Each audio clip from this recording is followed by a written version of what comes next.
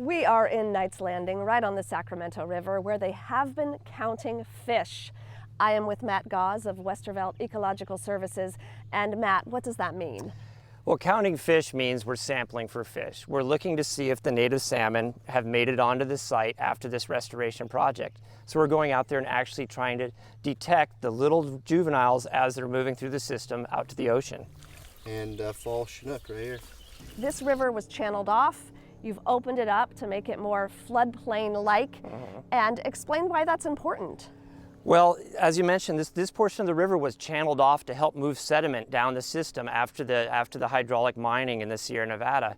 And as a result, there's very little floodplain for the fish. And historically, during high flow events, the fish would move onto the floodplain where it was calmer and the water was a little more still, and they'd be able to feed there before moving back into the channel, back down to the ocean. And so this is really trying to reintroduce the floodplain to the river system that formed it. And that fish count, what were the results? The results were that even just within 2 weeks of inundation, that juvenile salmonids, or little baby salmon, had found the floodplain. A winter run, spring run, and fall run salmon all found this floodplain and were using it to feed and rest prior to moving out to through the delta to the ocean. 67. And another question I have is, when the floodplain recedes or when the water's going out, do the fish know to leave? Well, yes, studies have shown that the native fish know that as the water drops, they can sense temperature changes, and they sense that temperature change, and it tells them it's time to move off the floodplain. As long as the river levels and flows drop slow enough, they sense it and they move off. Some non-native fish don't have that same knowledge, so they may stay on the floodplain, but the native fish almost entirely know to leave.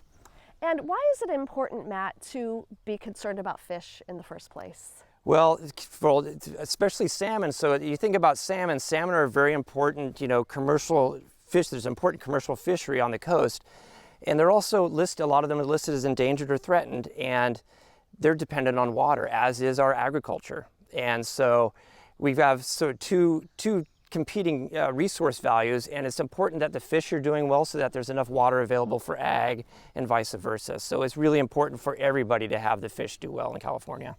And on that note, collaboration is key with any project. This was not just one entity.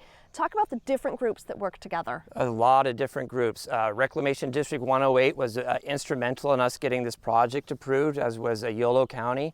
NOAA Fisheries, which is sort of the overarching regulator for anadromous fish. U.S. Fish and Wildlife Service was important. California Department of Fish and Wildlife, Central Valley Flood Protection Board.